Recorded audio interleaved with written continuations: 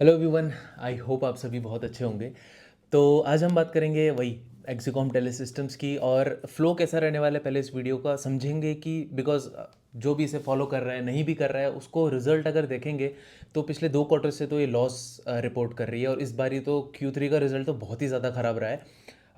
2 divisions हैं, दोनों के बारे में बात करेंगे, क्या उनके अभी ख़राब चल रहा है दोनों डिवीज़न में या क्या अच्छा चल रहा है किस डिवीज़न में, और दोनों के ग्रोथ प्रॉस्पेक्ट्स क्या हैं, रीज़न क्या है ख़राब होने के, और आगे कैसा लगता है सब कुछ। और बाकी मैंने पोस्ट किया था, उसमें पूछा भी था, खुद बताया था कि because I was researching on this company and I asked you कि जो भी क्वेरीज हैं आपकी मुझसे पूछो, और I try my best to address your queries. तो बहुत सारी कॉमन क्वेरीज हैं कि प्रॉब्लम क्या है, किस सेगमेंट में क्या प्रॉब्लम हुआ, आपको क्या स्कोप लग रहा है आईपीओ के टाइम पे इतना अच्छा फाइनेंशियल स्टेटमेंट्स लेके कंपनी आया, रेवेन्यू बड़ा अच्छा ग्रो कर रहा था, प्रॉफिट बड़े अच्छे से ग्रो कर रहे थे, फिर अचानक से एकदम आईपीओ प्राइस के नीचे आ गया है, मैनेजमेंट कैसा है, बहुत सारे कॉमन थीम्स हैं, कॉम्पिटिटर्स कैसे हैं, कॉम्पिटिटिव इंटेंसिटी कैसी है, तो उसके लिए भी एक सेपरेट सेक्शन रहेगा लास्ट में। तो अब स्टार्ट करते हैं। ओके, तो सबसे पहले हम देखेंगे कि इसके अगेन कौन कौन से डिवीजन है। 2 मेजर डिवीजन है, एक है क्रिटिकल पावर वाला डिवीजन, कहाँ यूज़ होता है कैसे होता है उसको भी समझेंगे। दूसरा है ईवीएसई वाला डिवीजन, तो उसको भी देखेंगे उसमें क्या होता है। तो सबसे पहले आप आओ, उसके बाद रिजल्ट भी देख लेंगे एक बारी कैसा रहा है। तो सबसे पहले आप क्रिटिकल पावर बिजनेस में देखो ये क्या क्या करते हैं। ओके, तो उससे पहले आप एक चीज़ समझो, आपको सबसे पहले यहाँ पे समझना ज़रूरी होगा बेस स्टेशंस क्या होते हैं। बिकॉज अब यहाँ पे मैं एक चीज़ ये भी बोलूँगा, जैसे आप एक्जिकॉम को पढ़ रहे हैं, ठीक है, आपने इसके कॉम्पिटिटर्स पढ़ लिए, सर्वोटेक पढ़ा, लेकिन सर्वोटेक टेलीकॉम को तो इतना कोई केटर खास करता नहीं है, वो रिन्यूएबल साइड में ही है, सोलर इन्वर्टर्स और AC DC charger, DC chargers की कैपेसिटी उसकी काफ़ी ज़्यादा है, राइट। तो direct comparison I don't think we can do a direct comparison, but Exicom को जब आप पढ़ रहे हैं ना और आपने सिर्फ एक्जिकॉम पढ़ा, तो मुझे लगता है कि आपको कुछ भी नहीं पता होगा। बिकॉज एक्जिकॉम का जो क्रिटिकल पावर वाला डिवीजन है ये बहुत ज़्यादा डिपेंडेंट होता है कि जितनी भी टेलीकॉम कंपनीज है, जितनी कि अब तो 3 ही बची हैं, जो मेजर जिनका केपेक्स वगैरह रहता है। BSNL भी रिवाइव कर रहा है खुद को, सो दैट्स अनदर थिंग। तो जितनी भी ये टेलीकॉम कंपनीज हैं इनका केपेक्स कहाँ किस साइड हो रहा है वो बहुत डिपेंड करता है कि एक्जिकॉम कैसा करेगा। बिकॉज अगर टेलीकॉम कंपनीज जब इन्होंने 5G रोल आउट करना शुरू किया था आज से 2 साल पहले, तो बेस स्टेशंस में काफ़ी ज़्यादा केपेक्स हुआ। बेस स्टेशंस क्या होते हैं, आप अपने घर के आसपास जो भी टावर देखते हैं, राइट, तो आप उस टावर को मोटा माटी कह सकते हैं बेस स्टेशन। लेकिन सिर्फ टावर को नहीं, टावर होता क्यों है, बेसिकली आपके एंटीनास को हाइट पे करने के लिए, ताकि आपका रेंज बढ़ जाए, आपका जो विजिबिलिटी है, लाइन ऑफ साइट है, वो ज़्यादा हो जाए। टावर का और कोई काम नहीं होता है, ठीक है। तो टावर स्टैंड अलोन यूनिट नहीं होता है, उसके ऊपर खाली आपने एंटीना लगा दिया तो टावर पावर्ड कैसे होगा। जितनी भी ट्रांसीवर है, बेसबैंड यूनिट्स हैं, या आपके बैटरी स्टोरेज है, और जितनी भी ये यूनिट्स होती हैं, जिससे आपका ड्यूप्लेक्स हो गया, जिससे भी आपका ये टावर के अराउंड आपने देखा होगा कि टावर के नीचे आपको कोई एनर्जी स्टोरेज वाला सिस्टम मिल जाएगा, पावर कन्वर्जन का सिस्टम मिल जाएगा। बिकॉज बेस स्टेशंस में वो होता बेस स्टेशन है, बेस स्टेशन में जितने भी टेलीकॉम इक्विपमेंट लगे हैं they run better on DC।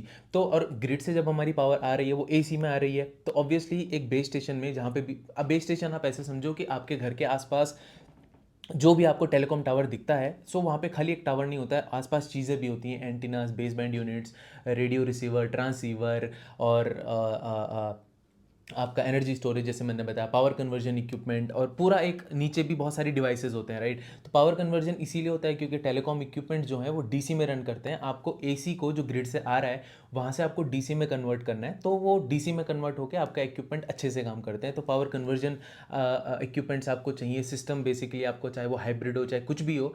Solarization भी बहुत हद तक आजकल चल रहा है, इम्प्लीमेंटेशन हो रहा है। जितनी भी टेलीकॉम टावर साइट्स हैं, टावर साइट्स भी इनको कहते हैं, टेलीकॉम साइट्स भी इनको कहते हैं, बेस स्टेशन भी इनको कहते हैं, और नॉर्मल लेमन लैंग्वेज में समझना है तो आप समझो कि टेलीकॉम टावर्स।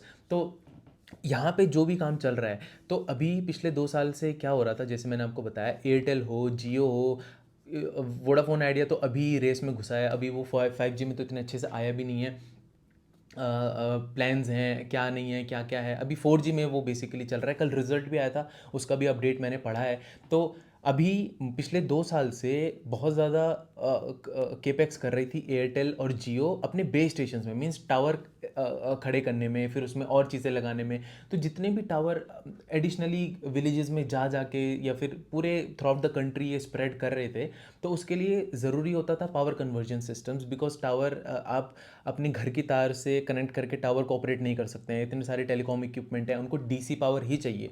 तो वो सारा काम वो सारे जो इक्विपमेंट है, पावर कन्वर्जन इक्विपमेंट या फिर लाइन बैटरीज, बिकॉज पहले VRLA बैटरीज यूज़ होती थी, लेड एसिड बैटरीज, जिनको हम valve regulated lead acid batteries भी कहते थे। तो उनको भी चेंज करके अब लाइन बैटरीज यूज़ हो रही हैं। इवन दो लाइन बैटरीज होती है lithium ion batteries, lithium ion phosphate chemistry वाली बैटरीज जो होती हैं टेलीकॉम साइट्स के लिए, वो इवन दो उनका जो इनिशियल जो एक्विजिशन कॉस्ट होता है वो बहुत ज़्यादा होता है। बहुत ज़्यादा मीन्स हाँ, obviously comparatively higher than lead acid batteries जो पहले यूज़ होती थी, लेकिन उनका लाइफ साइकिल अच्छा, मेंटेनेंस उनका अच्छा होता है, लाइफ साइकिल मैनेजमेंट उनका अच्छा होता है। तो इसीलिए जितने भी टेलीकॉम साइट्स हैं, बेस स्टेशन हैं, टावर्स हैं, तो वहाँ पे जितनी भी बैटरीज हैं वो कन्वर्ट उनको करा जा रहा है, अपग्रेड किया जा रहा है लाइन एसिड बैटरीज में।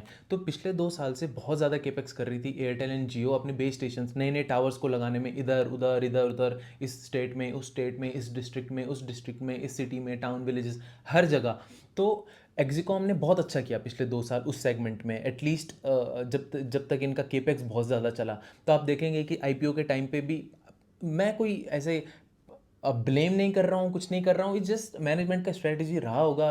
मैनेजमेंट को भी पता था यार कि आई am not sure about it, but मैं अगर मैनेजमेंट की जगह होता तो शायद मेरा भी यही थॉट प्रोसेस रहता कि अभी हमारा जो पावर कन्वर्जन इक्विपमेंट वाला डिवीजन है, जो मैंने आपको बताया क्रिटिकल पावर बिजनेस वाला डिवीजन है, वो पिछले 2 साल से काफ़ी अच्छा कर रहा था, बिकॉज केपेक्स बहुत था। तो इनकी जो इक्विपमेंट जो यूज़ होते हैं ये बार बार यूज़ हो रहे थे, इस टावर में, फिर उस टावर में, फिर इस टावर में, तो इनका ग्रोथ अच्छा आ रहा था। तो इन्होंने शायद IPO उस टाइम पे ले आए। अब होता क्या है ना, और ये चीज़ इट्स नॉट नथिंग न्यू, ये कोई नई चीज़ नहीं है, ये पता ही होता है। टेलीकॉम कंपनीज जो होती हैं इनका जो केपेक्स चलता है वो साइकिल में चलता है। पहले केपेक्स करती हैं, फिर जितना भी उन्होंने केपेक्स किया है उसको मोनेटाइज करती हैं, चाहे वो टैरिफ इंक्रीज़ करके करे, जैसे अभी इलेक्शन के बाद टैरिफ इंक्रीज़ हुआ था, राइट। तो अभी उन्होंने क्या अपना जितना भी इन्वेस्टमेंट करना था, केपेक्स करना था बेस स्टेशंस में, मोटा माटी वो सैचुरेशन की तरफ जा रहा है। अब इन्होंने क्या किया, टैरिफ इंक्रीज़ किए हैं, उसको मोनेटाइज करेंगे जो भी इन्वेस्टमेंट किया है।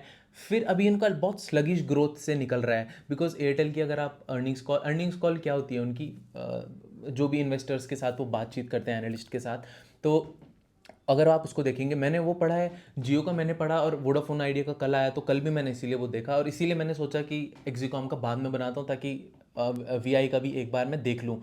तो एयरटेल ने तो साफ साफ बोला है कि वो जो अपनी बेस स्टेशंस में जो मैंने बताया टावर हो, बिकॉज अगर बेस स्टेशन लगेगा तो उसमें बहुत सारे इक्विपमेंट लगते हैं, और उसमें क्रिटिकल पावर डिवीजन वाले इक्विपमेंट भी लगते हैं जो एक्जिकॉम बेचता है या बनाता है या देता है। यही indoor power systems, outdoor power systems, hybrid power system, li-ion acid batteries, sorry li-ion batteries, not lead acid batteries. तो जब जब ये केपेक्स बहुत स्पीड में चल रहा था, तो इसके क्रिटिकल पावर बिजनेस वाले डिवीजन ने अच्छा किया। एयरटेल ने साफ साफ बोल दिया है कि अब हमारा जो बेस स्टेशन है वहाँ पे हम डिसएलरेट कर रहे हैं अपने इन्वेस्टमेंट को, तो उसमें इन्वेस्टमेंट नहीं होगा, नए नए टावर्स नहीं लगेंगे, तो क्रिटिकल पावर डिवीजन ऑफ एक्जिकॉम को कैसे ही बिजनेस मिलेगा। जियो के अर्निंग्स कॉल या फिर जो भी वो अपडेट देते हैं उसमें इतना क्लियर नहीं है, बिकॉज मैंने पिछले 3-4 क्वार्टर्स के तो पढ़े ही हैं, उसमें इतना क्लैरिटी नहीं आता है कि वो केपेक्स किस साइड से कर रहे हैं। लेकिन मुझे लगता है कि उनका भी यार, जब एयरटेल का अगर डिसएलरेट कर रहा है तो देर इज़ नो वे कि जियो अब अपनी इन्वेस्टमेंट बेस स्टेशंस में कंटिन्यू रखेगा। थोड़ा बहुत रख सकता है, थोड़ा बहुत तो एयरटेल भी कर रहा है, बट जितना वो करता था उससे डिसएलरेट हो रहा है, ग्रोथ नहीं आ रहा है, उस केपेक्स वाले में ग्रोथ नहीं आ रहा है। बेस स्टेशंस जितने बनाने थे बन गए, उन्होंने विलेजेस कवर करे। एयरटेल ने तो कहा है कि गुजरात और मध्य प्रदेश ही उनका ऐसा बचा है कि जहां उनको अभी भी reasonable amount of base stations install करने हैं, खड़े करने हैं, बाकी तो नहीं। बाकी वोडाफोन आइडिया का मैंने कल जो पढ़ा, उन्होंने कहा कि Q3 में इस वाले क्वार्टर में उन्होंने 4000 ब्रॉडबैंड टावर्स को इरेक्ट किया है, मतलब बेस स्टेशंस को खड़ा किया है। तो थोड़ा बहुत अगर इन्वेस्टमेंट बेस स्टेशन में हो रहा है तो वो VI की तरफ से हो रहा है, on only because VI is already a Lagarde, वो फॉलो ही करने पे लगा रहता है। बिकॉज अगेन वो अलग चीज़ है, क्या प्रॉब्लम्स है क्या नहीं है, कभी और बात कर लेंगे, लेकिन सबको पता ही होता है VI का, तो किसको नहीं पता है कि क्या प्रॉब्लम्स उनके साथ हो रही हैं। तो वो बस कैचअप कर रहा है, इसीलिए थोड़ा बहुत इन्वेस्टमेंट वहाँ पे हो रहा है, थोड़ा बहुत वो बेस स्टेशन वगैरह बना रहा है। अदरवाइज एयरटेल और जियो ने उसमें अपग्रेड इन्वेस्टमेंट डालना, केपेक्स डालना बंद कर दिया फॉर द टाइम बिंग। इसीलिए जो आप देखेंगे क्रिटिकल पावर वाला डिवीजन, इसमें रिजल्ट Q3 के बहुत ही ख़राब रहे हैं। तो पहले एक बार हम देख लेते हैं, बैकग्राउंड मैंने दे दिया कि कहाँ इनके सामान जो ये क्रिटिकल पावर डिवीजन में जितने भी इक्विपमेंट बनाते हैं मोस्टली कहाँ जाते हैं। बाकी डेटा सेंटर में भी जाते हैं और इधर उधर भी जाते हैं, लेकिन मोस्टली ये टेलीकॉम वाली कंपनी थी पहले से ही, ठीक है। रिन्यूएबल हाइब्रिड साइट्स वगैरह पहले आप देख लो एप्लीकेशंस कहाँ कहाँ पे हैं। Telecom switching centres, base station, जैसे मैंने आपको बताया base station sites, shared sites, data centre में, रिन्यूएबल हाइब्रिड साइट्स में, और small cell site, broadband site, wifi site. जो बेस स्टेशन होता है, आप ये समझो बेस स्टेशन का जो एरिया है, जो स्कोप है, वो बहुत बड़ा है। और स्मॉल सेल साइट आप नाम से देख रहे होंगे, उसका स्कोप छोटा होता है, वो छोटे एरिया तक ही नेटवर्क कवरेज प्रोवाइड कर पाता है, केटर कर पाता है। एक जो बेस स्टेशन होता है वो बड़े एरिया को केटर करता है। तो बात एक ही है, बेस स्टेशन में भी अगर इसके सामान जाएंगे, इसके क्रिटिकल पावर बिजनेस के इक्विपमेंट जाएंगे एक्सिकॉम के, तो वो स्मॉल सेल साइट्स में भी जाएंगे और रिन्यूएबल हाइब्रिड साइट में भी जाते हैं, बिकॉज वहाँ पे भी आपको पावर कन्वर्जन इक्विपमेंट चाहिए होता है। तो अब आप देखो स्पेसिफिक फीचर्स ये बनाते क्या क्या हैं। Modular AC to DC power converters, मैंने आपको पहले भी बताया, टेलीकॉम इक्विपमेंट DC में रन करते हैं, ग्रिड से पावर AC में आती है, so you need some kind of a conversion device to convert from AC to DC। बाकी सिस्टम कंट्रोलर्स भी ये बनाते हैं, बैटरी मैनेजमेंट सिस्टम भी ये बनाते हैं, देख लो नीचे। Indoor power systems, outdoor power systems, hybrid systems भी ये बनाते हैं, हाइब्रिड पावर सिस्टम, जिसमें कि जो आपका इनपुट जो होता है वो मल्टी इनपुट होता है, चाहे आप सोलर से करें, डीजल जनरेटर से इनपुट डालें, या लाइन बैटरी से डालें, या फिर ग्रिड से ही डालें। तो उसमें एक इंटेलिजेंट कंट्रोलर होता है जो आपके एनर्जी को मैनेज करता है, that's why it's called hybrid power system, because input आप कुछ कुछ भी दे सकते हैं वहाँ पे।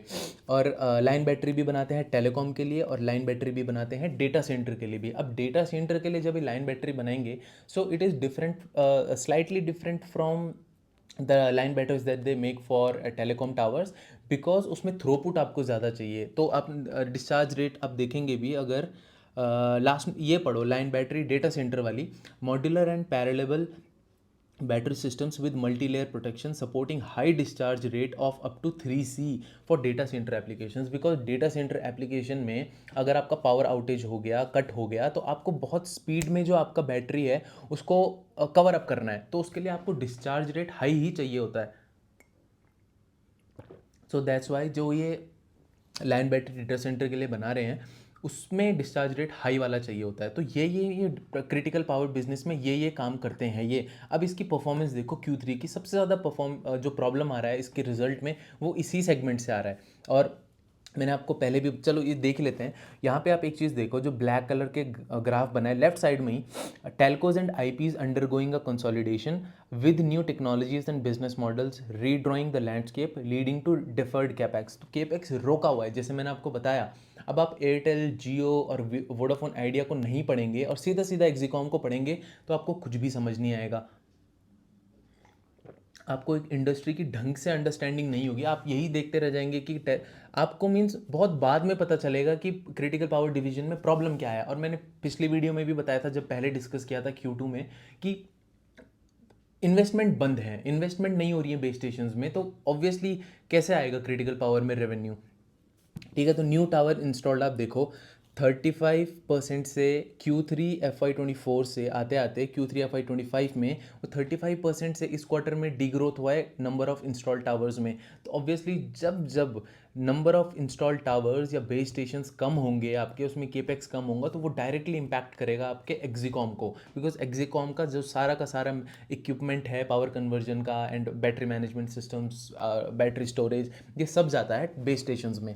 तो क्लियरली यहाँ पे हमको दिख रहा है कि स्लो डाउन था, एंड ऑब्वियसली वहाँ यही स्लो डाउन इसके रिजल्ट में भी रिफ्लेक्ट हो रहा है। साइड में आप देखो, we are facilitating energy stability of digital communication infrastructure with power conversion systems and energy storage solutions.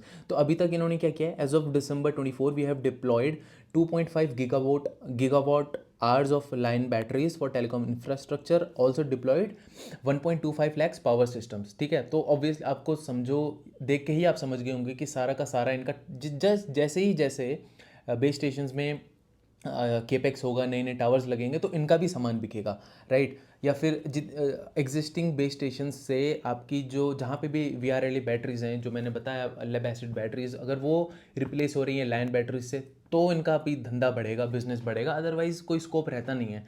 बाकी आप देखो stand alone critical power revenues 62% से, अगर सिर्फ स्टैंड अलोन की मैं बात करूँ तो 62% से डिक्लाइन हुए हैं एकदम, मतलब 212 से कहाँ आके 80 पे आ गए, 80.7 करोड़ पे। और कंसोलिडेटेड भी आप देखोगे तो कोई मतलब 60% से वहाँ भी ड्रॉ डाउन ही आया है, तो which is a major draw down, और ऐसा रहता है। आप यहाँ पे आओ, वापस से लेफ्ट साइड में आओ, जो वाइट कलर की स्लाइड है, what led to slow growth, consolidation of telecom infra companies, जैसे मैंने आपको बताया, इन्होंने ऑलरेडी पिछले 2 साल से कर ही रहे थे खर्चा। अब ये टेलीकॉम कंपनीज जिंदगी भर केपेक्स नहीं करेंगी, कमाएंगी क्या अगर केपेक्स करती रहेंगी, उसको मोनेटाइज नहीं करेंगी केपेक्स को, तो फ़ायदा क्या है। तो अभी वो एक स्लगिश ग्रोथ का फेज चल रहा है, जहाँ पे ये केपेक्स करने से एकदम मना कर रही हैं। सारे 5G के केस में ये नहीं हो रहा है। 5G रेडियो की मैं बात कर रहा हूँ, बेस स्टेशंस में केपेक्स को रोक दिया है इन टेलीकॉम कंपनीज ने, लेकिन 5G यूज़ केसेस में बढ़ गया है। जैसे फिक्स्ड वायरलेस एक्सेस जो होता है, जो कस्टमर प्रीमाइज इक्विपमेंट है, जो HFCL बनाता है बेसिकली, तो उसके लिए अच्छी चीज़ है, उनके प्रोडक्ट बिक रहे हैं। जो आप एयर फाइबर अगर यूज़ करते हैं, एयरटेल का एक्सट्रीम एयर फाइबर या जियो एयर फाइबर जो आप यूज़ करते हैं, तो it is nothing but fixed wireless access and customer. उसमें फिक्स्ड वायरलेस एक्सेस पूरी टेक्नोलॉजी को कहते हैं। उसमें एक चीज़ यूज़ होती है कस्टमर प्रीमाइज इक्विपमेंट, जो वाईफाई इंटीग्रेटेड आता है, जो बेसिकली अगर आपने एयर फाइबर यूज़ किया है, लगाया है, तो आपके घरों में जो डिवाइसेस लगता है, तो वो डायरेक्टली बेस स्टेशन से कनेक्ट होता है। उसमें फाइबर ऑप्टिक की ज़रूरत नहीं होती है, फाइबर ऑप्टिक केबल्स की ज़रूरत नहीं होती है। लेकिन जो आप ब्रॉडबैंड लगाते हैं, तो उसमें यार एयर फाइबर में ये डिफरेंस होता है कि जब आप ब्रॉडबैंड लगाते हैं तो वो डायरेक्टली आपका ऑप्टिक फाइबर केबल से कनेक्टेड होता है, लेकिन जब आप एयर फाइबर लगाते हैं तो वो डायरेक्टली बेस स्टेशन से कनेक्ट करता है, बेस स्टेशन से कम्युनिकेट करता है। उसमें आपको ऑप्टिक फाइबर केबल्स की ज़रूरत नहीं है। तो जितने भी दूर दूर के विलेजेस हैं जहाँ पे अभी तक फाइबर कनेक्शन पहुँचा नहीं है, या फिर जहाँ पे फाइबर्स को लाना उतना बहुत फीजिबल नहीं होता है, बहुत चैलेंजिंग है, या फिर मॉनिटरी वाइज उतना बेनिफिशियल नहीं है, रिटर्न इतने अच्छे नहीं आएंगे, तो वहाँ पे ब्रॉडबैंड की जगह एक रिप्लेस कर दिया है एक टेक्नोलॉजी ने, जिसे हम कहेंगे फिक्स्ड वायरलेस एक्सेस, और यूजुअल टर्म में एकदम कंपनी ने जो ब्रांड का नाम दिया है उसे हम कहेंगे एयर फाइबर, चाहे वो जियो का हो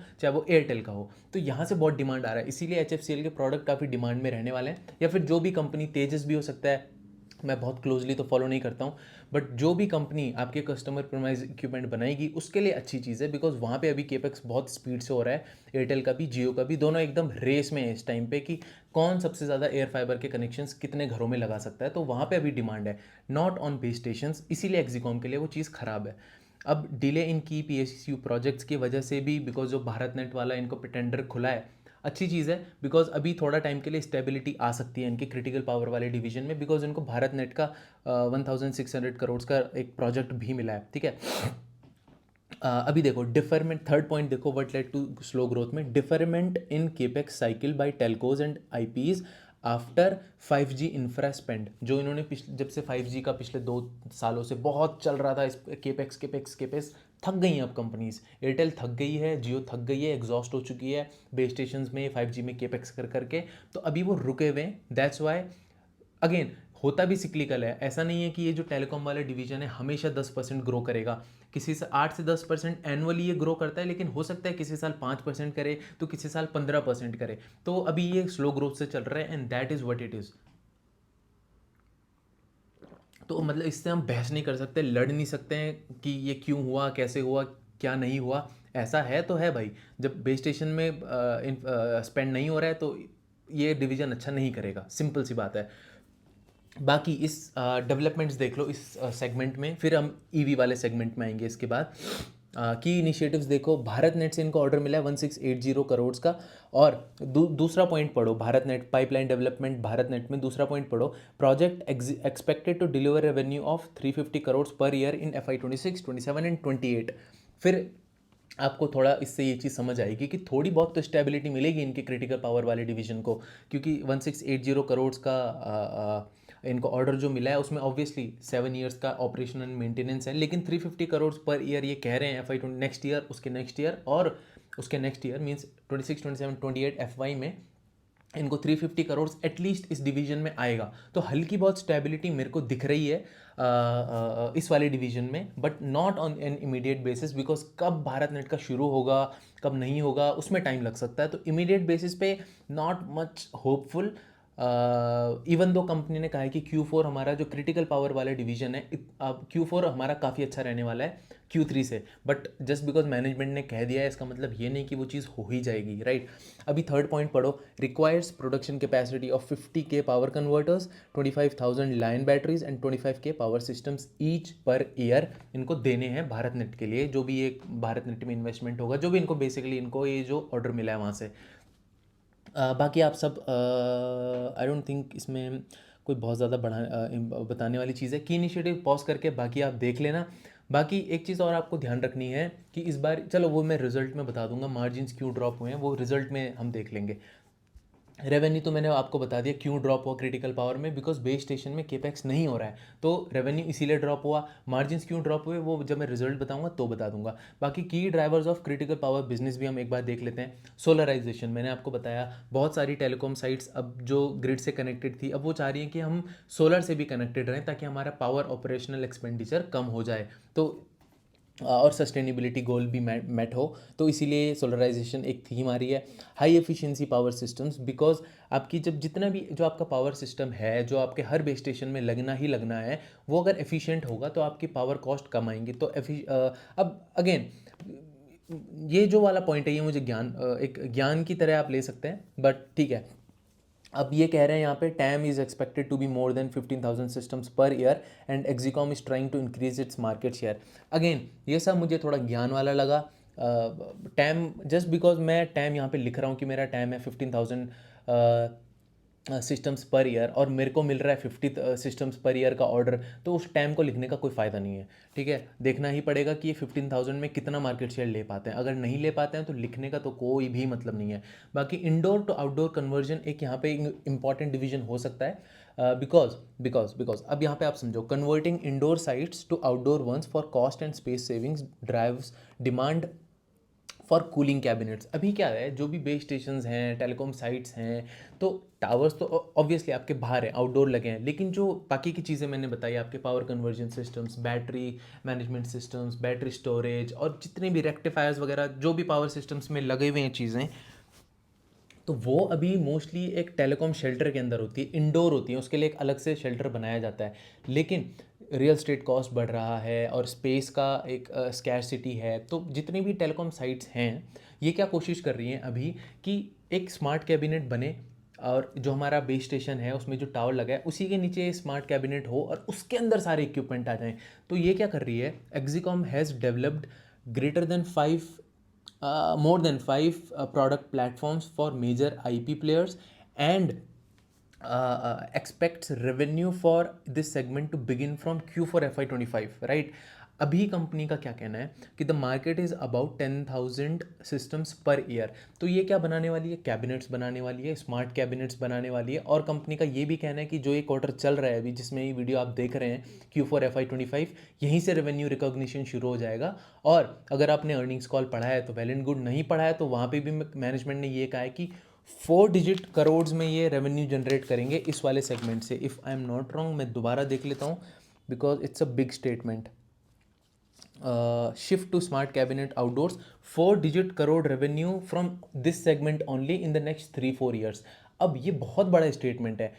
आई डोंट नो, मतलब हो सकता है कि इस टाइम पे पूरा सेंटिमेंट ख़राब है कंपनी को लेके तो मैनेजमेंट बोल्ड स्टेटमेंट दे रहा है। I don't know, really I don't know. मैं क्वेश्चन नहीं कर रहा हूँ मैनेजमेंट को। देखो, बहुत सारे लोगों ने एक क्वेश्चन पूछा था कि मैनेजमेंट क्रेडिबल है या नहीं है। मुझे मैनेजमेंट की क्रेडिबिलिटी पे डाउट नहीं है, बिकॉज अगर मैनेजमेंट क्रेडिबल नहीं होता, आप कॉमन सेंस लगाओ, मैनेजमेंट क्रेडिबल नहीं होता तो क्या भारत नेट का ऑर्डर इनको मिलता। गवर्नमेंट अगर, बिकॉज भारत नेट का ऑर्डर एसेंशियली ये गवर्नमेंट का ऑर्डर है ना, और वो जो ऑर्डर बुक है गवर्नमेंट से मिली है। गवर्नमेंट को अगर नहीं, हम लोग आपस में बहस कर सकते हैं मैनेजमेंट कैसा है कि नहीं है जो भी है नहीं है, छोड़ दो उसे। गवर्नमेंट ने अगर ऑर्डर दिया है तो कहीं ना कहीं उसको एक पता है ना, गवर्नमेंट को तो एटलीस्ट पता ही है, किसी को पता हो या ना हो, गवर्नमेंट को पता है कि अगर इस गवर्नमेंट का ऑर्डर इतना बड़ा 1600 करोड़ का ऑर्डर मिला है तो एटलीस्ट ये क्वेश्चन हम इसको यहीं पे बरी कर सकते हैं कि मैनेजमेंट क्रेडिबल है या नहीं। और ऊपर से HFCL के बेटे की ये कंपनी है, आनंद नाहता इसके I don't know managing director हैं या CEO हैं, लीड अनंत नाहता कर रहे हैं, और वो महेंद्र नाहता जी के बेटे हैं जो HFCL को लीड कर रहे हैं। और HFCL को तो आप देखेंगे कितने बड़े बड़े ऑर्डर्स मिले हैं भारत नेट से, पहले से मिलते आ रहे हैं, रिलायंस का उसमें स्टेक है। तो मैनेजमेंट को मैं नहीं कह, मतलब एटलीस्ट मैं नहीं कहूँगा मैनेजमेंट ख़राब है, या मैनेजमेंट अपना डेलिबरेटली चीज़ें ख़राब नहीं कर रहा है। बिजनेस में चीज़ें ख़राब हो रही हैं, वो अलग चीज़ है, उसके ऊपर हम उसकी उनकी एफिशिएंसी पे हम डाउट कर सकते हैं, उनकी क्रेडिबिलिटी पे डाउट करना I won't think it is a good idea, right. तो इस वाले स्मार्ट कैबिनेट से मैं बोलूँगा कि इस चीज़ को आपको ध्यान देना है। 4 digit crore revenue in 3-4 years, बहुत बड़ा स्टेटमेंट है। Q4 में जैसे इन्होंने कहा है कि रेवेन्यू इससे आना शुरू हो जाएगा, तो हमको भी पता चलेगा, कुछ चीज़ें छुपी तो नहीं है हमसे, रिजल्ट में हमको पता चलेगा, तो मुझे पता चलेगा तो आप लोगों को भी पता चलेगा, बता दूंगा मैं, ठीक है। बाकी VRLA to लिथियम जो मैंने आपको बताया, valve regulated lead acid batteries से कन्वर्जन हो रहा है लिथियम की तरफ, तो that is also an opportunity. But ये कोई नई अपॉर्चुनिटी नहीं है, कन्वर्जन बहुत पहले से होता आ रहा है। And I am not sure कि कितनी % of telecom sites have already been converted from VRLA to lithium, but देख सकते हैं the market opportunity is over 2 lakh batteries per year जो उन्होंने लिखा हुआ है। अब I don't know, may be sentiment खराब है इसीलिए बहुत बड़े बड़े टैम की बात कर रहा है इस टाइम पे मैनेजमेंट, ताकि सेंटिमेंट रिवाइव हो। अगेन क्रेडिबिलिटी पे I am not, at least I am not questioning their credibility. Network densification, बाकी आप ये सब देख सकते हैं। The small cell power solutions market exceeds 15,000 systems per year and revenue is expected from FY26 onwards। तो FY26 onwards उसके बाद तो इस चीज़ को तो छोड़ ही देते हैं नेटवर्क डेंसिफिकेशन से। बिकॉज क्या होता है ना, जो अब मैंने आपको बताया, एक तो बेस स्टेशन हो गए बड़े बड़े, स्मॉल सेल साइट्स आपकी होती हैं डेंस एरियाज़ में, अर्बन एरियाज़ में, वहाँ पे क्योंकि आपको नेटवर्क कवरेज छोटे एरिया के लिए चाहिए होता है, फिर नेक्स्ट एरिया के लिए फिर से एक और स्मॉल सेल साइट चाहिए, वहाँ पे आप बड़े बेस स्टेशन लगाने से अवॉइड करते हैं। तो वो उसके FY26 के बाद बोला है, तो उसको हम तभी देखेंगे, अभी से उस पर ऊपर दिमाग लगा के क्या फ़ायदा, राइट। बाकी इसका रिजल्ट हम अभी देखें या बाद में देखें, चलो हमने रेवेन्यू तो देख लिया ना। बाकी अभी हम ईवी वाले सेगमेंट पे आते हैं, जो इनका ईवी वाला सेगमेंट है, फिर उसके बाद हम ओवरऑल कंसोलिडेटेड रिजल्ट्स भी देख लेंगे। बाकी ईवी चार्जर पे आओ, पहले ये चीज़ मैंने आपको पहले भी बताई है कि इसके कौन कौन से पोर्टफोलियो हैं। Spin free, spin air, harmony wall box, harmony direct और हार्मनी डायरेक्ट 400। तो जो स्पिन वाली सीरीज़ है इनकी, ये है AC चार्जर की सीरीज़। जैसे आपने अगर विंसर की अभी जो गाड़ी आई है, अगर आपने वो ली है, तो उसके साथ मोस्ट प्रोबेबली आपको स्पिन एयर मिलेगा, या फिर आप अगर कोई भी इलेक्ट्रिक व्हीकल लेते हैं और उस OEM के साथ एक्सिकॉम ने ऑलरेडी कोलैबोरेट किया हुआ है, तो आपको मोस्ट प्रोबेबली एक स्पिन एयर उसके साथ चार्जर मिलेगा, राइट।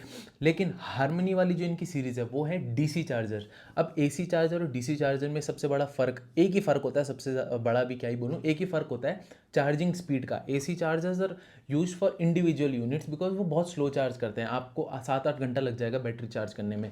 लेकिन जो DC चार्जर्स होते हैं, depending upon their power rating, उस हिसाब से वो जल्दी चार्ज करते हैं। 1 घंटा, कुछ अगर कम वॉट का है तो 2 घंटा भी लग सकता है, कुछ अगर बहुत ज़्यादा वॉट का है तो आपको 20-30 मिनट्स भी लग सकते हैं।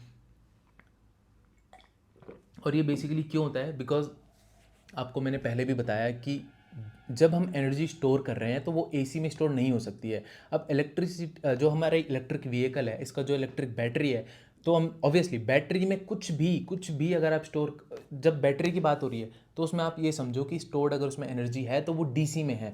तो इलेक्ट्रिक व्हीकल की जो बैटरी है, हमें उसे चार्ज करना है, राइट। अब AC चार्जर DC चार्जर का फ़र्क समझो। DC चार्जर क्या होता है, आप यहाँ पे देख भी रहे होंगे कितना बड़ा है DC चार्जर दिखने का, as compare to spin chargers जो AC चार्जर्स होते हैं। तो जब हम ग्रिड से AC आ रहा है, AC पावर ग्रिड से आ रही है अपने घरों में हमारे, या फिर चार्जिंग स्टेशंस में, और हमको तो जो इलेक्ट्रिक व्हीकल चार्ज करना है उसमें तो हमको DC डालना है, तो ऑब्वियसली बीच में हमको एक चार्जर चाहिए, जो डिवाइस चाहिए जो आपका AC टू DC कन्वर्ट करे। तो जब हम DC चार्जर से कन्वर्ट करते हैं तो इतना बड़ा ये चार्जर इसीलिए है कि जो process of converting from grid AC to DC, that happens in the charger itself.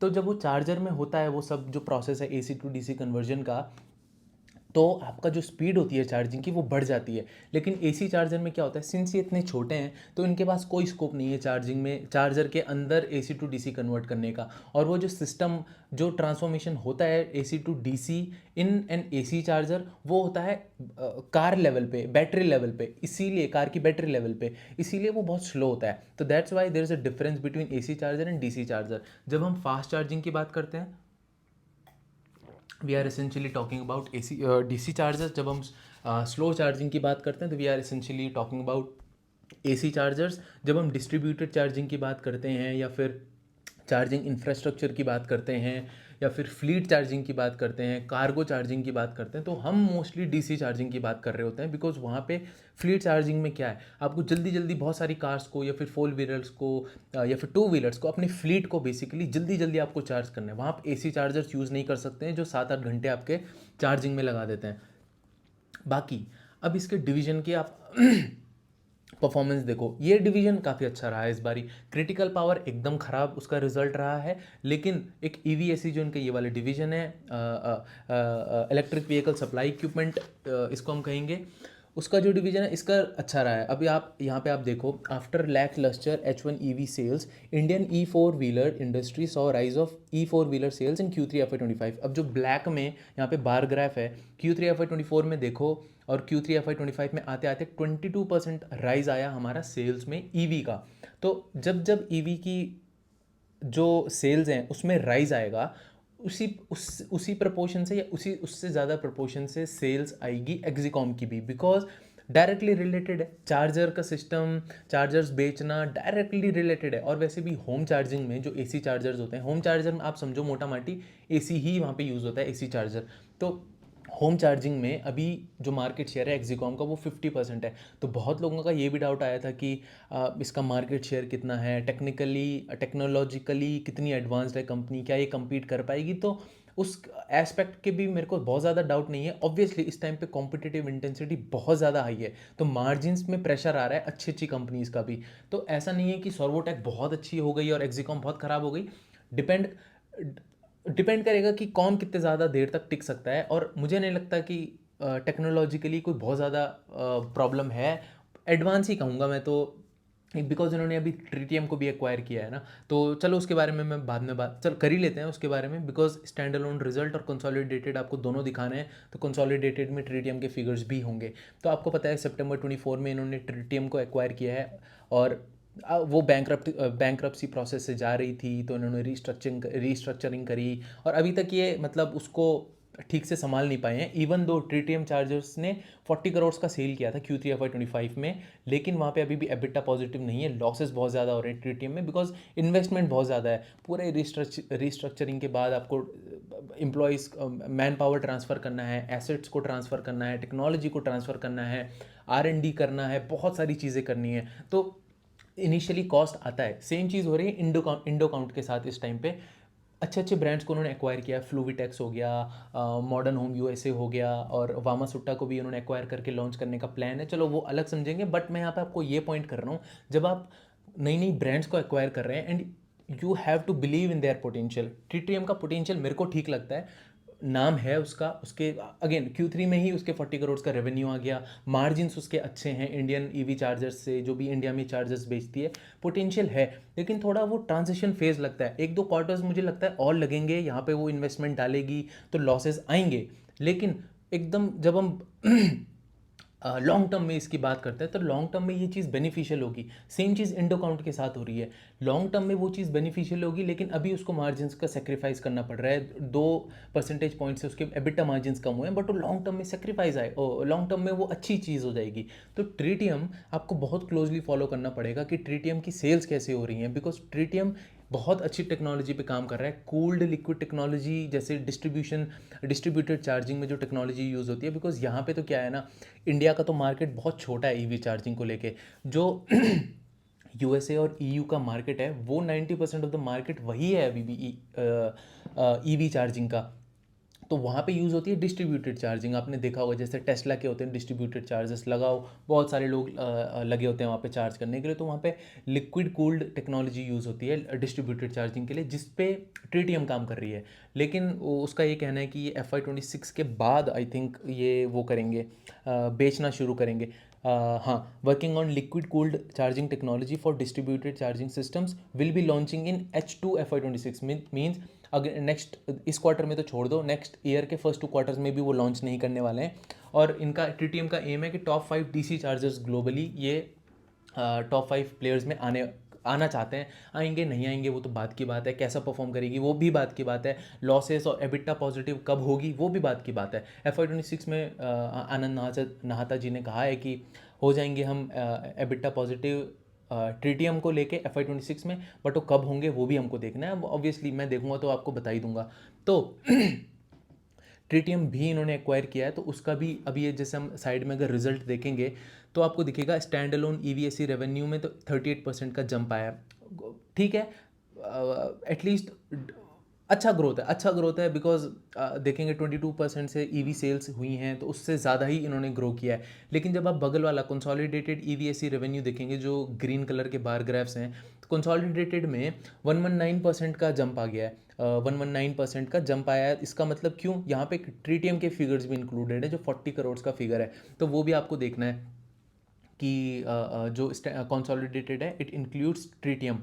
तो अब देखते हैं क्रिटिकल पावर डिवीजन में इन्होंने रीजंस लिखे थे, what led to slow growth. यहाँ पे क्या लिखा है, what led to H2 growth, launch of PM E drive policy जिसकी हम बात करने वाले हैं थोड़ी देर में, launch of multiple new car models MG Windsor, और बिकॉज मैंने आपको बताया विंसर, किसी ने कमेंट भी किया था कि Windsor is selling like a hot cake, और जो है भी, मतलब MG का ये बहुत अच्छा रेस्पॉन्स रहा है इस गाड़ी को लेके। तो और उनके साथ ऑब्वियसली इन्होंने पैक्ट किया हुआ है टाटा कर्व का भी, आई am not sure Tata curve के साथ इन्होंने पैक्ट किया हुआ है या नहीं, बट जितने भी ये नए मॉडल्स आए, तो अब यहाँ पे लिखा है, तो मुझे लगता है कि टाटा कर्व जब गाड़ी बेच रहा है तो उसके साथ आई थिंक स्पिन चार्जर्स ही वो बेच रहा होगा। एंड बस डिप्लॉयमेंट्स की वजह से भी इन्होंने ग्रोथ आया है इनका H2 में। अब EVSE के की इनिशिएटिव्स हम देख लेते हैं। तो इन्होंने क्या किया है, अच्छा चीज़ क्या किया है इन्होंने, न्यू प्रोडक्ट डेवलपमेंट में आप देखो, integrated DC fast charging with energy storage to overcome grid limitation solution launched at Bharat mobility on 18th and 19th। तो मैंने आपको बताया कंपनी के 2 डिवीजन है, क्रिटिकल पावर डिवीजन, यहाँ battery energy management power conversion इनके साथ खेलती है। दूसरा इसका EV चार्जिंग का डिवीजन। तो इसने क्या किया, एक ऐसा चार्जर बनाया, it's nothing new, but Indian market को लेके थोड़ा इनोवेटिव है ये प्रोडक्ट। इसीलिए मैं कह रहा हूँ कि इनोवेशन में कोई ऐसा कोई प्रॉब्लम नहीं है कि बहुत पिछड़ी बहुत एकदम बैकवर्ड कंपनी है, नहीं हो पा रहा है इससे इनोवेशन, ऐसा नहीं है। भारत मोबिलिटी जो भी हुआ है, इन्होंने एक ऐसा चार्जर लॉन्च किया है जिसमें AC चार्जर, मतलब चार्जर तो वो है ही, उसमें एनर्जी स्टोरेज सिस्टम भी है। तो हो गई ना, मतलब दोनों बिजनेस सेगमेंट्स को इन्होंने कंबाइन कर दिया, दोनों बिजनेस सेगमेंट्स की नॉलेज इनके पास थी, एनर्जी मैनेजमेंट की भी थी, एनर्जी स्टोरेज की भी थी, और चार्जर्स की भी थी। तो उन्होंने क्या किया, DC फास्ट चार्जिंग बनाई एनर्जी स्टोरेज के साथ। तो हाईवेज़ में जब आप जा रहे हैं जहाँ आपकी ग्रिड की अवेलेबिलिटी नहीं है, तो वो आपका काम आएगा, बिकॉज उसमें एनर्जी स्टोर्ड रहेगी, तो आप फास्टली उसको थ्रू योर DC चार्जर आप उसको फास्टली चार्ज कर सकते हैं। तो ये इन्होंने अच्छी चीज़ करी। बाकी तो मैंने आपको बता दिया, ट्रिटियम में न्यू लिक्विड कूल टेक्नोलॉजी पे काम कर रहे हैं एंड ऑल दैट। बाकी क्या है, new developed international markets, 10 billion USD time इनके लिए खुल गया है आफ्टर एक्सिकॉम एक्वायर्ड ट्रिटियम। जो मैंने आपको पिछले क्वार्टर में भी बताया था कि इनका टैम बहुत बड़ा हो गया है, बिकॉज क्या है कि जो जिस टेक्नोलॉजी पे ट्रिटियम काम करता है वो फिर भी केटर कर सकते हैं अब जाके यूरोपियन मार्केट्स को या US वाले मार्केट्स को, पहले नहीं कर पाते थे। तो इसीलिए इनका जो टैम है वो खुल गया है, बिकॉज ट्रिटियम की टेक्नोलॉजी बहुत अच्छी है। और यहाँ पे आपको एक और चीज़ समझनी है, जब अब मैं सर्वोटेक का कल देख रहा था, तो AC चार्जर्स की जो कैपेसिटी है, तो अब मैं स्कोप की बात करता हूँ, AC चार्जर्स की जो कैपेसिटी है वो क्लियरली एक्सिकॉम की बहुत ज़्यादा है सर्वोटेक से। लेकिन DC चार्जर्स की अगर मैं खाली इंडियन ऑपरेशंस की बात करूँ तो वो क्लियरली सर्वोटेक की बहुत ज़्यादा है। बहुत ज़्यादा भी नहीं बोलूँगा, एटलीस्ट ट्वाइस थ्राइस तो है ही। लेकिन जब हम ट्रिटियम को भी अकाउंट में लाते हैं, एक्सिकॉम की ही कंपनी हो गई ट्रिटियम, तो ट्रिटियम तो यार प्ले ही DC फास्ट चार्जिंग का है। तो इसीलिए मैं स्कोप की अगर बात करूँ तो एक्सिकॉम का स्कोप भी अच्छा है, इनोवेशन भी अच्छा है। उस चीज़ में मेरे को तो एटलीस्ट कोई प्रॉब्लम नहीं लगा। I can be wrong about it, but मुझे जितना मेरा रिसर्च रहा, इंट्यूशन, इंस्टिंक्ट, कुछ भी कह लो, मुझे नहीं लगता कि किसी भी एंगल से इनोवेशन में कंपनी पीछे है या फिर स्केल में कंपनी पीछे है। कॉम्पिटिटिव इंटेंसिटी हो सकती है, लेकिन वो सब प्लेयर्स के साथ है और सबके मार्जिन इस टाइम पे कॉम्प्रोमाइज़ हो रहे हैं। तो जैसे होता है ना FMCG कंपनीज़ में फेज़ आता है, आपको बहुत कॉम्पिटिटिव इंटेंसिटी बढ़ जाती है और वही प्लेयर सर्वाइव कर पाते हैं जो ज़्यादा देर तक मार्जिन कंप्रेशन को झेल पाएँ। तो क्या एक्सिकॉम बहुत ज़्यादा दिन तक मार्जिन कंप्रेशन को झेल पाएगी? आई डोंट नो, वो देखना पड़ेगा कैसे इवॉल्व होता है। कहीं मार्जिन एकदम ही कम ना हो जाए, बिकॉज कंपनी ने ये भी कहा कि हम just for the sake of taking a project हम वो चीज़ नहीं लेते हैं, बिकॉज बहुत सारे PSU टेंडर्स भी खुलते हैं चार्जिंग इंफ्रास्ट्रक्चर को बनाने के लिए, बट उसमें L1 बिडिंग से काम होता है। मतलब सबसे लोएस्ट जिसका बिडिंग है, अब वो सबसे लोएस्ट बिडिंग करेंगे तो उनके मार्जिन को सेक्रीफाइस करना पड़ेगा। तो वो बहुत सारे PSU टेंडर्स में बहुत इंटरेस्टेड नहीं रहते हैं अनटिल अनलेस इनको अच्छे मार्जिन मिलें। तो ये एक पॉजिटिव चीज़ भी हो सकती है कि कंपनी मार्जिन्स पे फोकस्ड है, प्रॉफिटेबल ग्रोथ के ऊपर जाना चाहती है। बट ये एक इमीडिएट बेसिस पे थोड़ा बेकार चीज़ भी हो सकती है, बिकॉज काफ़ी सारी अपॉर्चुनिटीज़ ये मिस आउट कर लेंगे। बाकी इम्प्रूवमेंट ठीक है, ये सब तो ठीक है, कोई दिक्कत नहीं है। बाकी आप एक चीज़ और देख लो कि कहाँ कहाँ से इनका कितना कितना परसेंटेज ऑफ रेवेन्यू आता है। USA से 3% आता है, UK यूरोप से 12% आता है, इंडिया से 56% आता है, और जो इनका साउथ ईस्ट जो कंट्रीज़ हैं वहाँ से इनका आता है 29%। तो अगेन कम नहीं है। साउथ ईस्ट एशिया में जो इनकी कंपनी है, जो इनकी सब्सिडरीज़ हैं बेसिकली मलेशिया में, सिंगापुर में, वो भी क्रिटिकल पावर डिवीजन में काफ़ी ज़्यादा है। 70% of their entire revenue comes from critical power, 30% comes from EV। लेकिन धीरे धीरे वो शिफ्ट चेंज हो रहा है और धीरे धीरे EV का सेगमेंट वहाँ पे ज़्यादा बढ़ने वाला है। तो ये चीज़ भी आपको देखनी है। बाकी मैक्रो ट्रेंड्स आप एक बार देख लो, शॉर्ट में बताऊंगा बिकॉज बहुत टाइम लग जाएगा।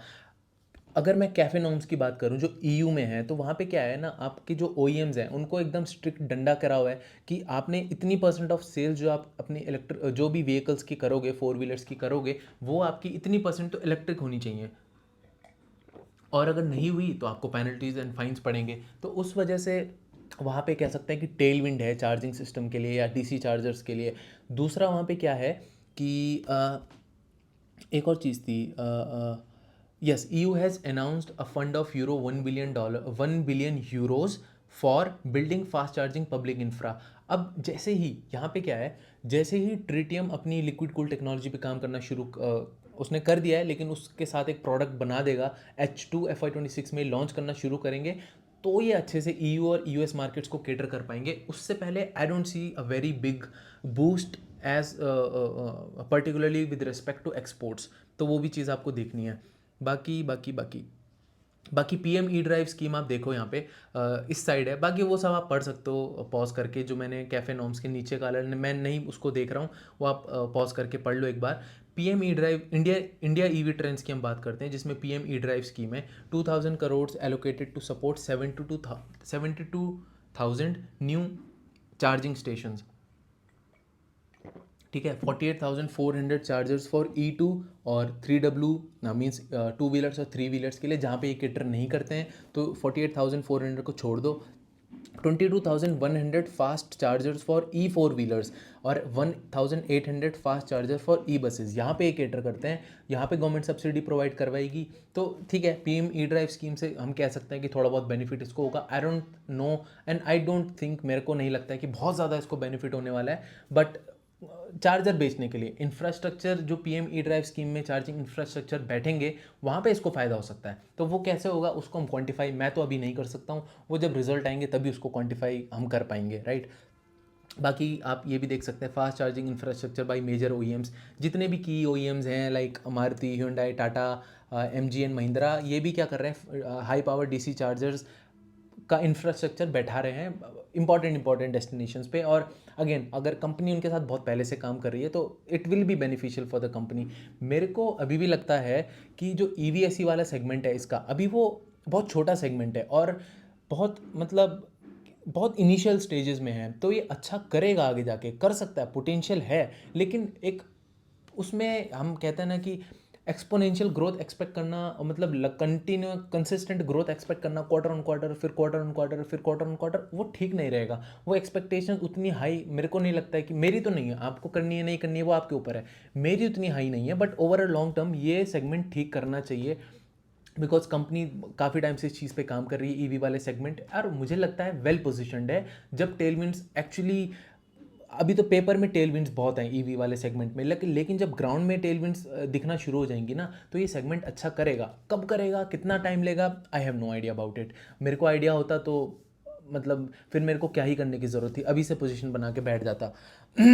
तो आई वुड से कि इसको करने दो पहले। अच्छा, क्रिटिकल पावर डिवीजन में भी अभी हमने देखा कि भारत नेट के अच्छे ऑर्डर्स इन्हें मिले हैं, फिर स्मार्ट कैबिनेट्स में करने की सोच रहे हैं, Q4 से ही, इसी क्वार्टर से रेवेन्यू आ जाएगा, और भी चीज़ें कर रहे हैं क्रिटिकल पावर वाले डिवीजन में। और साइकिल रिवर्स भी तो होगी। अभी तो स्लगिश ग्रोथ चल रहा है टेलीकॉम बेस स्टेशन में, कोई इन्वेस्टमेंट नहीं है, नथिंग एल्स, तो वो साइकिल भी तो रिवर्स होगी। तो वो जब रिवर्स होगी, जब क्रिटिकल पावर भी अच्छा करेगा और EVSC वाला भी अच्छा करेगा, तो इसमें वापस ग्रोथ आएगी। अब कब आएगी, that is a big question. वो तो मतलब वो किसी को भी नहीं पता, even management doesn't know it, तो हम यहाँ पे क्या ही बहस करें उस बारे में। बाकी इमर्जिंग सेगमेंट भी आप देखो, जो लास्ट वाला पॉइंट है, cargo, Tata, Ashok Leyland, IPL tech, VECV are introducing new E-trucks and new ESCVs, driving demand for fast DC charging on highway. तो इन्होंने कहा कि धीरे धीरे बहुत सारे यूज़ केसेस हमारे खुल रहे हैं, जैसे कि कार्गो वाला जो मैंने आपको बताया, कि इसमें भी ये जो जितनी भी OEMs हैं बड़े बड़े, ये कमर्शियल व्हीकल्स निकाल रहे हैं, स्मॉल कमर्शियल व्हीकल्स वगैरह निकाल रहे हैं। तो जब ये स्मॉल SCVs वगैरह ये सब निकालते हैं, तो इनके लिए भी तो धीरे धीरे हाईवेज़ में चार्जिंग इंफ्रास्ट्रक्चर बैठाना पड़ेगा, तो उसमें भी काम आएगा इनके जो चार्जेस वगैरह बनाते हैं। बाकी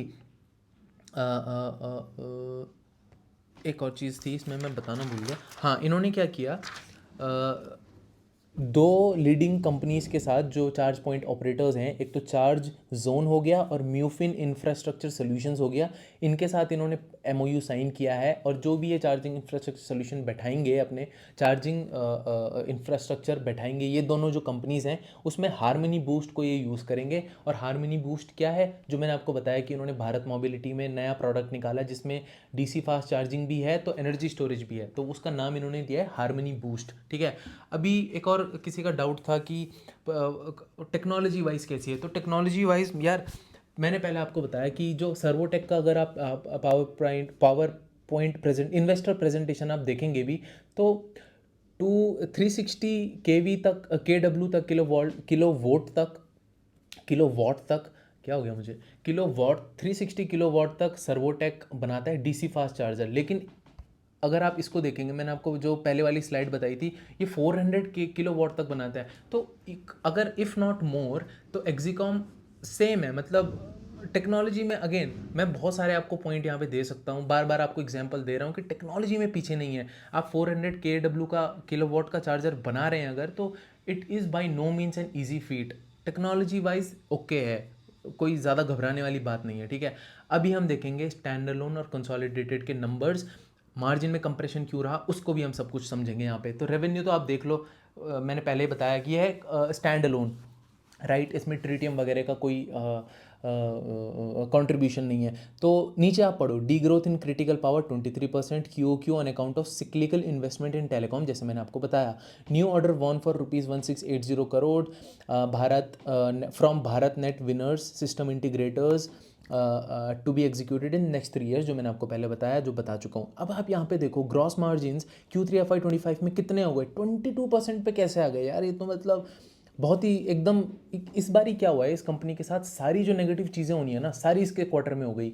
एक तो क्रिटिकल पावर डिवीजन में कोई सिक्लिकलिटी के कारण बहुत ही स्लगिश ग्रोथ था। दूसरा, करेंसी का फ्लक्चुएशन, आपको पता है, पढ़ भी रहे होंगे, देख भी रहे होंगे, सुन भी रहे होंगे, जब से नए RBI गवर्नर आए हैं, उन्होंने रुपी को छोड़ दिया है, मींस मार्केट में इंटरवीन नहीं कर रहे हैं, and rupee is falling freely. काफ़ी कम टाइम में काफ़ी ज़्यादा फॉल आ चुका है रुपी में।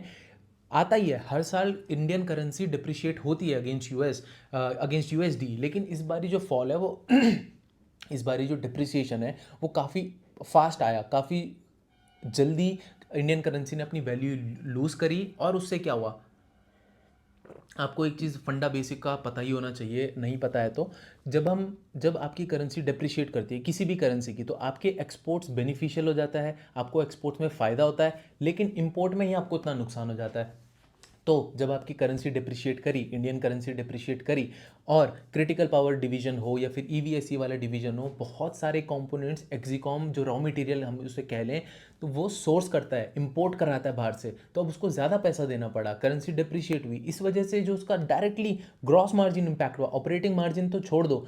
इससे जब हमारा करेंसी डिप्रिशिएट हुई और हमने रॉ मटेरियल हाई प्राइस में इंपोर्ट किया है, तो हमारा डायरेक्ट कॉस्ट बढ़ गया, जो कॉग्स जिसे हम कहते हैं, कॉस्ट ऑफ गुड सोल्ड जिसे हम कहते हैं। तो डायरेक्टली जब वो बढ़ेगा तो आपका ग्रॉस मार्जिन में ही इंपैक्ट आ जाएगा। अब जब ग्रॉस मार्जिन ही कम हुआ तो आपको ओपीएम कितना बचा लोगे और कितना ही आप पैट बचा लोगे।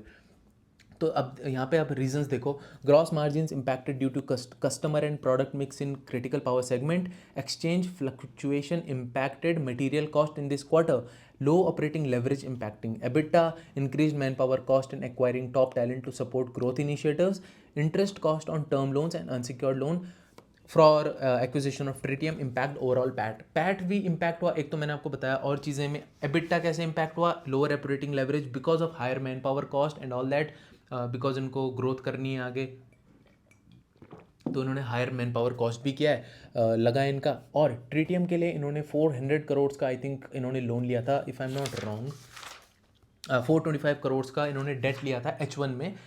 तो अगेन डेट लिया है तो आपका इंटरेस्ट कॉस्ट भी बढ़ेगा, इंटरेस्ट कॉस्ट बढ़ा तो आपका ग्रॉस मार्जिन इंपैक्ट हुआ because of raw material fluctuation, जो भी आपका इंपोर्ट महंगा हुआ, करेंसी फ्लक्चुएशन की वजह से जो आपका इंपोर्ट महंगा हुआ, ग्रॉस मार्जिन इसीलिए इम्पैक्ट हुआ। ऑपरेटिंग मार्जिन जिसे हम एबिटा कहते हैं वो क्यों इम्पैक्ट, एबिटा मार्जिन जिसे हम कहते हैं वो क्यों इम्पैक्ट हुआ, because of higher spend on manpower. Last में पैट क्यों इम्पैक्ट हुआ, आपका इंक्रीज जो इंटरेस्ट जो कॉस्ट आपका बढ़ा है बिकॉज ऑफ ट्रिटियम का एक्विजिशन, इसीलिए आपका पैट भी इम्पैक्ट हो गया। नथिंग मीन्स, मैंने आपको जैसे बताया, जो भी बुरी चीज़ हो सकती है कंपनी के साथ, वो सारे का सारा इस क्वार्टर में इस कंपनी के साथ हो चुका। अब नेक्स्ट क्वार्टर में होगा या नहीं होगा, मैं ये नहीं कह रहा हूँ कि हो चुका मतलब अब ये phase is behind us, even though the management is saying कि Q4 में क्रिटिकल पावर बहुत अच्छे से ग्रो, बहुत अच्छे से मीन्स Q3 के कंपैरिजन में बहुत अच्छे से ग्रो करेगा। तो वो हमको देखना पड़ेगा कैसे करेगा, क्या करेगा, क्यों नहीं करेगा। लेकिन जितनी भी चीज़ें खराब होनी थी वो अभी हो गई। अब कंसोलिडेटेड आप देखेंगे तो इसमें आप एक चीज़ नज़र मारो, कंसोलिडेटेड में सबसे पहले तो चलो आप देख लो, new order received for $13.7 million in Tritium in Q3। Tritium अच्छा ग्रो कर रहा है, उसमें कॉस्ट बहुत ज़्यादा लग रही है, रीस्ट्रक्चरिंग कॉस्ट है, बहुत सारी कॉस्ट हैं, एबिटा नेगेटिव है अभी, वो अलग बात है, लेकिन उसको टॉप लाइन अच्छा से ग्रो कर रहा है। 40 करोड़ एक क्वार्टर में ही आपका आ गया, और इतना ही, मतलब 40 करोड़ एक क्वार्टर में Q3 में ही आना इज़ अ गुड थिंग, जबकि आपने अभी उसको रिस्ट्रक्चरिंग करी है और बैंकरप्सी से उसको आप रिवाइव करके लेके आए हैं। तो पोटेंशियल मेरे को ठीक लगता है। और दूसरा क्यों, दूसरा बड़ा रीज़न ट्रिटियम के पोटेंशियल का, तो आप स्टैंड अलोन में जहाँ पे ट्रिटियम इंक्लूडेड नहीं है वहाँ पे मैंने आपको बताया कि 22% पे ग्रॉस मार्जिन आ गए हैं। जब कंसोलिडेटेड में आप देखो कि gross margin, consolidated means tritium included, तो आप देखो कि ग्रॉस मार्जिन 28 पे आ गए। फ़ायदा हुआ नहीं हुआ, ट्रिटियम के ही वजह से ग्रॉस मार्जिन बढ़ गए हैं। अगर ट्रिटियम को एक्वायर नहीं किया होता ना तो ग्रॉस मार्जिन आपके 22% पे ही रहने वाले थे। तो आप देखो जो नीचे लिखा हुआ है ग्रे कलर में, gross margin improved from stand alone, जैसे मैंने आपको बताया, on account of better margin in tritium group of companies. जब ट्रिटियम अपने चार्जर्स बेचती है, बाहर बेचती है, ऑस्ट्रेलिया में ब्रिस्बेन में उसका R&D है और मैन्युफैक्चरिंग यूनिट उसकी US में है, तो एक्सपोर्ट ही करती है, इंडिया में नहीं आता है ट्रिटियम का सामान। जो भी इसके चार्जर्स हैं वो बाहर ही देती है, तो वहाँ पे मार्जिन अच्छे हैं। और बिकॉज ट्रिटियम के मार्जिन अच्छे हैं तो आपके जो कंसोलिडेटेड लेवल के जो मार्जिन है वो सेव हो गए, आपकी इज्जत रख ली उन्होंने, वरना 22% पे आ जाते, 22% पे आ जाते। ठीक है। Short term impact of increase material cost due to sliding rupee against USD, मैंने आपको बता दिया। 70% of EBITDA loss is contributed by Tritium. EBITDA loss इस कंपनी को इस टाइम पे जितना भी हुआ 70% has been contributed by Tritium, and I won't say it is a bad thing until और अनलेस ट्रिटियम यहाँ से अच्छा करता है।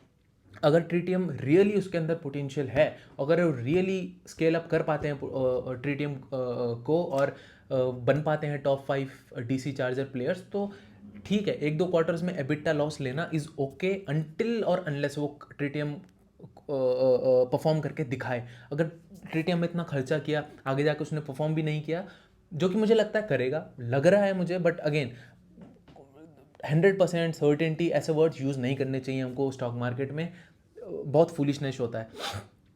करेगा तो हमको पता चल जाएगा, देख लेंगे कि कैसे कर रहा है। Interest cost on term loan and unsecured loan for acquisition of tritium impacted overall PAT, जैसे मैंने आपको पहले बताया।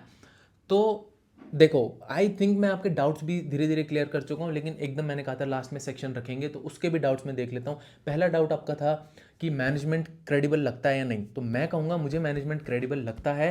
एज सच मैनेजमेंट की क्रेडिबिलिटी पे मुझे कोई डाउट नहीं है। मैनेजमेंट की, अब वो एक वर्ड मेरे दिमाग में नहीं आ रहा है, competence, I won't doubt the managements competence, but हाँ अभी क्लियरली उतना अच्छे से परफॉर्म नहीं कर पा रहे हैं। बट अगेन, जब क्रिटिकल पावर बिजनेस के जो उनका सामान जाता है बेस स्टेशन में, वहीं पे इन्वेस्टमेंट नहीं है तो ये भी क्या ही करेंगे। तो क्रेडिबिलिटी पे I don't have any doubts. Competence पे आप कह सकते हैं थोड़ा बहुत, लेकिन अगर आगे परफॉर्म करेगा, पहले भी इसने परफॉर्म किया, ऐसा नहीं है कि इसने फेक फाइनेंशियल स्टेटमेंट्स दिखाई हैं। पहले जब क्रिटिकल पावर डिवीजन अच्छा करता था उसने उस टाइम पे परफॉर्म किया है। अब वो साइकिल रिवर्स होके एकदम स्लगिश नेचर पे आ चुकी है, तो आई डोंट थिंक कंपनी का गलती है। इट्स जस्ट कि वो बिजनेस ही साइक्लिकल है, तो हम भी क्या कर सकते हैं, राइट। दूसरा आपका था कि टेक्नोलॉजिकली कैसे है कंपनी, compete कर पाएगी या नहीं, तो मुझे लगता है कि टेक्नोलॉजिकली सही है। सर्वोटेक इज़ नॉट, मतलब बहुत सारा आपका डाउट सर्वोटेक का, इसीलिए मैं नाम ले रहा हूँ कि बहुत सारा आपका डाउट सर्वोटेक को लेके आया था। तो मुझे नहीं लगता है कि कुछ काम अगर सर्वोटेक कर सकती है तो वो एक्जिकॉम नहीं कर सकती है, और एक्जिकॉम कर सकती है तो सर्वोटेक नहीं कर सकती। इट्स जस्ट कि वो compete कर रहे हैं एक दूसरे के साथ, और कंपटीशन इस टाइम पे बहुत ज़्यादा फियर्स है, तो वो चीज़ आपको बहुत अच्छे से ध्यान देनी है कि कौन सर्वाइव कर पाएगा, मार्जिन कंप्रेशन कब तक जाएगा, तो वो चीज़ आपको ध्यान देनी है।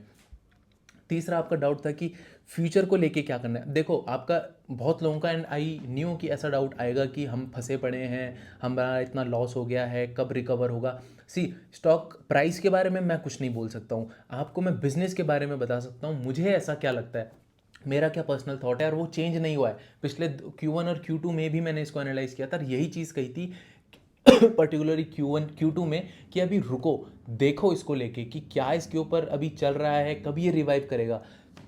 मुझे ऐसा लगता है EVSE वाला division over a long term, medium to long term, near term में तो मुझे नहीं पता। नियर टर्म में ना मेरे को क्रिटिकल पावर वाले डिवीजन के ऊपर पता है, ना मेरे को EVSE के ऊपर पता है, but medium to long term EVSE should do better. Tritium के ऊपर आपकी बहुत नज़र अच्छे से होनी चाहिए।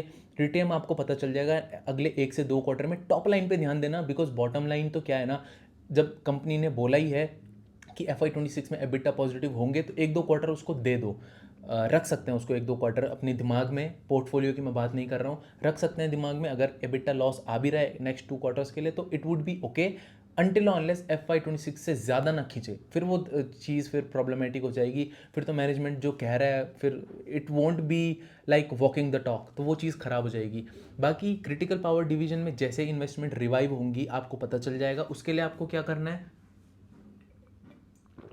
आपको टेलीकॉम कंपनीज की जो अर्निंग्स कॉल है या ट्रांसक्रिप्ट आपको स्क्रीनर पे मिल जाएगी, वो एक बार आप देख लो, आपको पता चल जाएगा। बेसिक फंडा मैंने आपको आइडिया दे दिया, बेस स्टेशन क्या होता है क्या नहीं होता है, FWA क्या होता है, CPE क्या होता है, वो सब मैंने आपको बता दिया इस वीडियो में, तो आपको पता चल जाएगा कि कब इन्वेस्टमेंट साइकिल रिवाइव हो रही है। बाकी अगर इन्वेस्टमेंट साइकिल बेस स्टेशन में ही इन्वेस्टमेंट नहीं हो रहा है तो भी इतना कोई प्रॉब्लम नहीं है, बिकॉज स्मार्ट कैबिनेट वाला इसका जो डिवीजन है, कंपनी कह रही है कि उसमें अच्छा ही करने वाले हैं, तो एक वो वहाँ से भी ग्रोथ ट्रिगर आ सकता है। बहुत बड़ा वर्ड है, आ सकता है, जब तक नहीं आया तब तक हम क्या ही कहें। तो ये चीज़ें हैं। आ, कुछ अगर डाउट मेरा रह भी गया हो क्लियर करने के लिए, क्वेरी, तो प्लीज़ फील फ्री कमेंट करने का, and I will make sure कि to the best of my abilities I respond to your query. Share price के ऊपर मुझसे मत पूछना, मुझे सही में नहीं पता है। अगर मेरे को पता होता ना तो मैं अभी पैसा डाल के बैठ जाता। ट्रस्ट मी, मुझे नहीं पता है, और अपफ्रंट आके बहुत लोग आपसे ऐसे नहीं बोलेंगे कि यार हमें नहीं पता है। मेरे को बिजनेस का आइडिया है कि बिजनेस मुझे लगता है over a medium to long term अच्छा करना चाहिए। स्टॉक प्राइस का I have no idea about it. कोई भी आपका डाउट है, इस वीडियो को इतना ही रखते हैं। सारी चीज़ें मैंने मोस्टली कवर कर दी हैं to the best of my abilities. कुछ चीज़ छूट गई होगी, and I am pretty sure छूट गई होगी, तो आप उसको कमेंट में लिखें, मैं आपको उसका रिप्लाई ज़रूर दूंगा। एक्जिकॉम के बिजनेस मॉडल से रिलेटेड, बिजनेस प्रॉस्पेक्ट से रिलेटेड, उसको पिन भी कर दूंगा, ताकि आप के जैसे और लोगों का भी वो डाउट हो तो वहाँ से वो चीज़ें पढ़ के उसको आप उनका क्वेरी का रिस्पॉन्स मिल जाए। बाकी आप भी अपना रिसर्च करें इस कंपनी के ऊपर। कोई आपके थॉट्स हैं, कोई आपका इंसाइट है जो मेरे पास नहीं है, तो please feel free to share with me and with all of us. तो मिलेंगे आपसे नेक्स्ट वीडियो में, तब तक के लिए थैंक यू सो मच।